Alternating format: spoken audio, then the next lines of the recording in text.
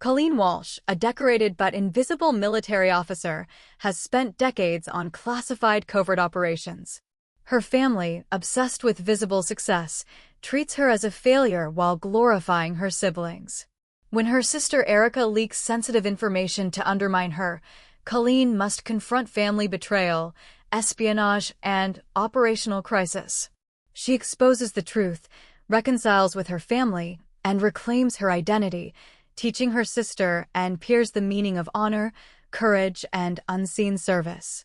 The desert wind bit at Colleen Walsh's face as she crouched behind sandbags, her eyes scanning the horizon. 0430, morning briefing in 30 minutes. Every nerve alert, every muscle tensed, yet her mind drifted to that memory. Her mother, coffee cup in hand, saying softly, "Not everyone is meant to be exceptional." She had believed it once.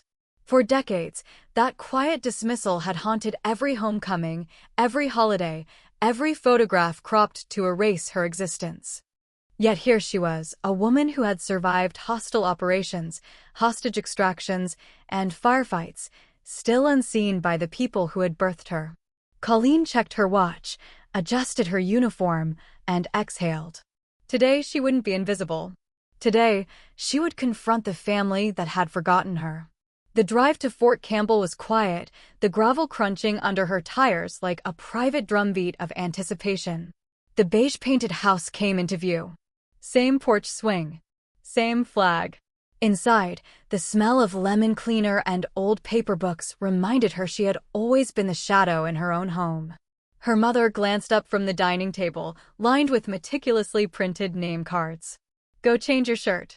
You and Erica will sit together, but don't interrupt her speech tomorrow." No hug. No acknowledgement. Just instruction.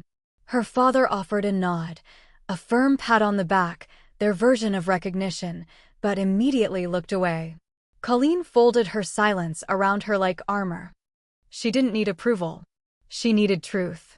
Erica swept in, polished, smiling, commanding the room with effortless poise. Colleen felt the familiar sting, but let it pass. There would be no reaction today. She carried the weight of classified operations on her shoulders, decisions made in deserts and compounds that saved lives without applause. A niece tugged at her hand. "Did you ever shoot a real gun?" Colleen crouched to her level. "I once wrote a plan that helped 30 soldiers make it home alive. That's better than any shot I've ever taken." The child blinked, then ran off. Colleen's chest tightened in quiet pride. Tonight, the invisible would become undeniable. Colleen followed the low hum of conversation into the pre-ceremony gathering. Erica mingled effortlessly, laughter spilling around her like currency. Guests praised her poise. Every compliment was a silent knife reminding Colleen of the years spent unseen. She navigated the room deliberately, nodding politely to cousins, officers, and family acquaintances. No one stopped to ask about her deployments, her covert operations, or the lives she had saved. She smiled faintly, letting her silence be her shield. Across the room, General Hammond entered quietly. Colleen's pulse didn't race. Recognition had become a long-lost habit. Yet his eyes locked on hers, scanning briefly before stopping with certainty. "Ma'am, you're the general." The room froze.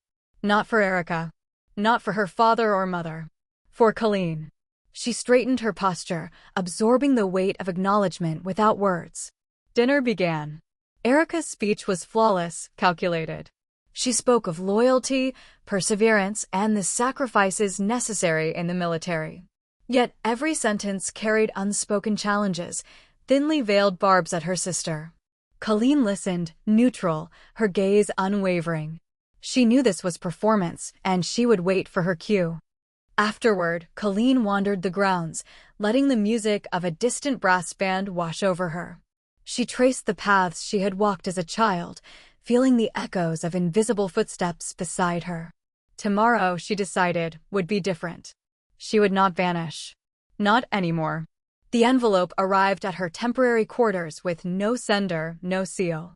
Inside was a scan of an email accusing Colleen W. of a rogue operation, civilian casualties, and internal malfeasance. Metadata traced it to an active login, her sister Erica's. The revelation stunned her. Betrayal from blood. Not strangers. Not enemies. Family.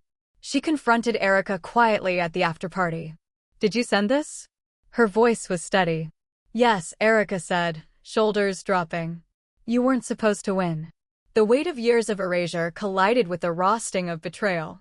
Colleen didn't respond. Silence carried more gravity than accusation. By dawn, Colleen had mobilized the investigation, leveraging her access and instincts. The metadata revealed a dormant Trojan embedded in an old operation archive, dating to 2017, the work of Derek Glade, a resentful strategist. Erica had unwittingly triggered it. The web of deception was intricate, familial, and professional. Colleen orchestrated the raid on the decommissioned tech bunker. Derek Glade had returned, expecting chaos. Instead, Colleen's team moved with precision, strategic authority undisputed. Derek surrendered without resistance. In interrogation, Derek confessed the leak was intended to remove her from strategic command, exploiting family fractures. He had waited for years, patient, watching her life unravel from afar. Colleen's family watched in disbelief as the truth unfolded. Erica's guilt was raw but restrained. Their mother, a former medic, silently handed Colleen evidence that had been overlooked.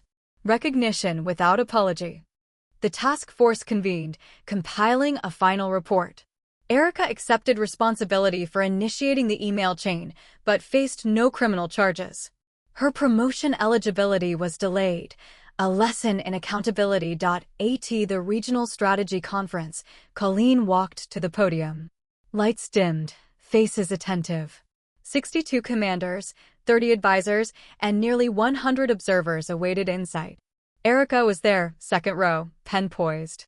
Colleen revealed operational decisions, moral dilemmas, and classified actions she had taken to preserve civilian lives. The room gasped not at drama, but clarity. Leadership wasn't about being seen. It was about making the hard choice, often unseen, often unrecognized. She invited Erica to speak. Erica admitted that real honor comes from courage, humility, and learning, even from those once envied. Applause filled the hall. Recognition had shifted. Colleen's invisible work was now visible. Weeks later, Colleen hosted a family dinner at the old house. No words of apology, only truth told aloud. She recounted covert operations, life-saving decisions, and sacrifices made in silence. Erica placed her hand on Colleen's shoulder, tentative but sincere. Their father framed a new photo, finally including Colleen. Colleen returned to her NATO advisory role, mentoring a new generation. Erica followed, learning from the woman she once tried to erase. One afternoon, a cadet asked, "Ma'am, in war, what's hardest?" "Surviving without becoming a statue," she said. "And not turning your wounds into weapons." Later, Erica handed her a birthday cake with 3 words in icing: General, Sister, Teacher. Recognition didn't need applause. It needed eyes that finally saw. And Colleen Walsh was finally seen.